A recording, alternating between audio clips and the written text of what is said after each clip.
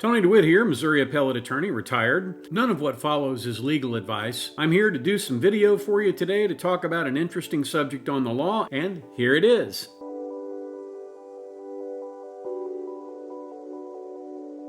When the government spends money, any money, it generally comes from one of two places. It either comes from tax dollars or it comes from things like tariffs. Now, taxes you already understand. Tariffs, however, are nothing but a tax on the backside, or maybe on the front side. Basically, tariffs are imposed on a foreign manufacturer on import that is then passed along directly to the consumer. So if we charge China $500 per electric vehicle as a tariff when they bring their cars over here, guess where that $500 winds up? In the price. So again, the government, when it spends money, it gets it basically from you. And the government doesn't have any money like this that it doesn't take from you by force, either through taxation, which is essentially the government saying, if you don't pay, we're going to throw you in jail, or voluntarily because you think it's a great idea to support the government. Either way, the government gets money that comes from you, and that's how it spends it. That's why cases like this one really push my buttons. You have people who feel entitled to cheat their fellow citizens out of money to feather their own nests. Today we're going to be discussing the case of the United States versus John Trasacco, decided by the United States Court of Appeals for the Second Circuit on September 26th of 2024. The case involves a scheme to defraud the city of West Haven, Connecticut of COVID-19 relief funds. It raises important questions about wire fraud, conspiracy, and the consequences of misusing public funds during a national crisis. And may I just add, there are numerous laws throughout the country that forbid people from essentially piling on to a disaster. In other words, if there were a number of people who sort of cornered the market on hand sanitizer at the beginning of the pandemic, and they bought 3,000 boxes of hand sanitizer, and then instead of selling it for the $1.29 or the 99 cents that it was designed to be sold for, suddenly that was a $15 bottle of hand sanitizer. That kind of mercenary action in raising the prices is generally forbidden. It's considered to be an unfair trade practice. And obviously the reason is because all it's doing is stealing money from people who really can't afford it. So John Trasacco was convicted in the district court for the District of Connecticut on 2 counts: wire fraud and conspiracy to commit wire fraud. He was sentenced to 96 months in prison, and his conviction was based on a fraudulent scheme to steal COVID-19 relief funds. He appealed his conviction and sentence, arguing that the sentence was too harsh, the evidence against him was insufficient, and that a number of evidentiary rulings went against him and must therefore have been improper. The Second Circuit, however, upheld both his conviction and sentence, and I'm glad they did, and I think you'll be glad that they did when you listen to this case. There are 3 primary legal issues in this case. First, with the sufficiency of the evidence supporting the wire fraud and conspiracy convictions. Second was the reasonableness of the 96th month sentence. And third, the admissibility of certain evidentiary rulings, particularly testimony about his prior imprisonment and alleged gang ties. So in 2021, John Trasacco conspired with Michael DeMassa, a Connecticut state representative at that time, to steal COVID-19 relief funds. DeMassa was responsible for overseeing the distribution of these funds in West Haven, Connecticut.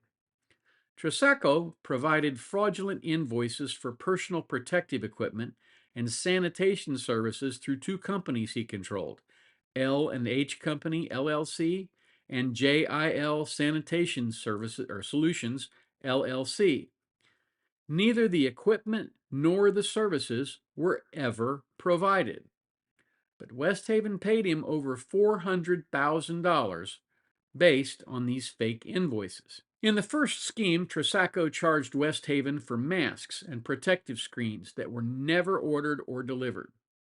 The scheme was abandoned in order to avoid detection, and so he proposed a second scheme where his company, JIL, would allegedly provide UV sanitation services to the city buildings, some of which had been vacant for years. Now, UV sanitation is basically going in with a giant UV light and saying you're basically sterilizing it with light. I have a number of suspicions that that's not particularly effective, but be that as it may, that's what he charged the city for. Again, the problem is that the services were never rendered, but Trisaco received payment for them, and that just frosts me. Well, Trisaco challenged the sufficiency of the evidence, claiming that there was no proof he didn't intend to fulfill his contracts. Now, that's a laughable contention since there was never any fulfillment of any contract. He argued that the district court made improper evidentiary rulings, allowing testimony about his past imprisonment and gang affiliations, which he believed prejudiced the jury. Now, it is improper to admit evidence about past crimes unless somebody is being impeached normally. But in this case, the court did not find any error, and we'll find out why here in just a little bit. He also argued that his sentence was excessively harsh compared to his co-defendants who pled guilty and received much lighter sentences. Well, the government argued that the evidence of fraud was not just sufficient, it was overwhelming, showing that Trisaco received payments for goods and services that were never provided.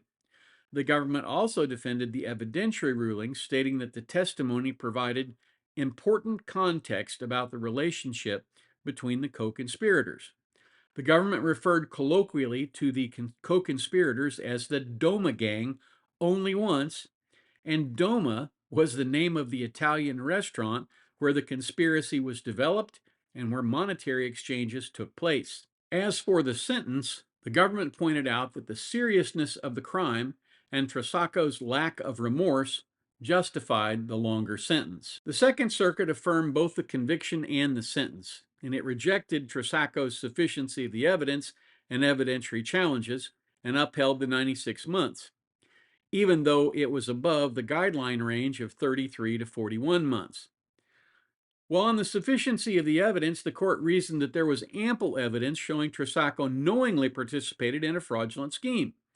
Witnesses, including the co-conspirator Damasa, testified that Trisaco submitted fake invoices and received payments for services that the city never received.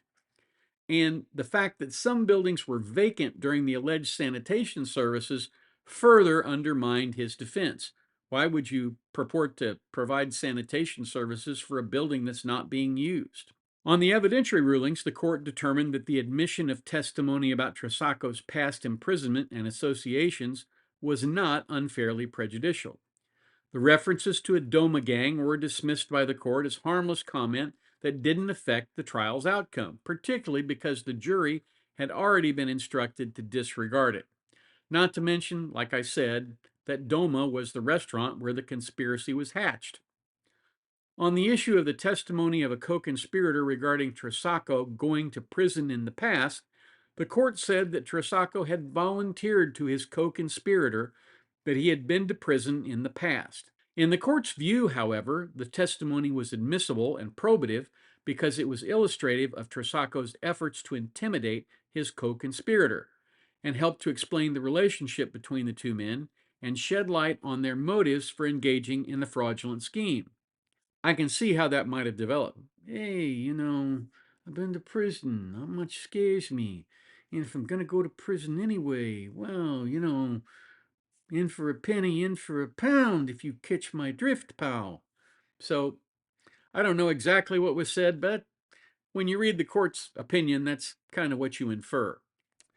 And then, on the sentence, although Trisaco received a sentence significantly above the guideline range, the court reasoned that the gravity of the crime, defrauding the city of essential COVID-19 relief funds during a global pandemic, justified the longer sentence.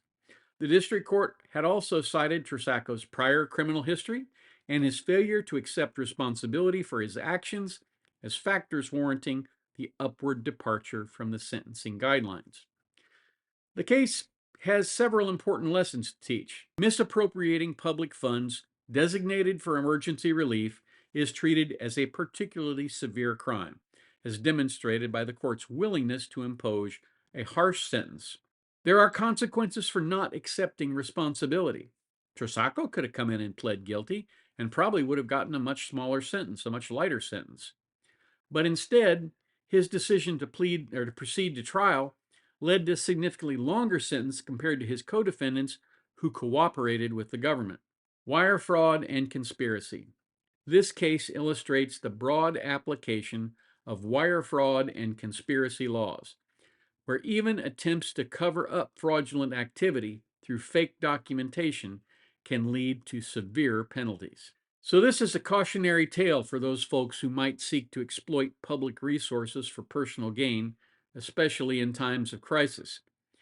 The people who are in North Carolina right now reeling from that hurricane, you have to hope that no one is doing this to them.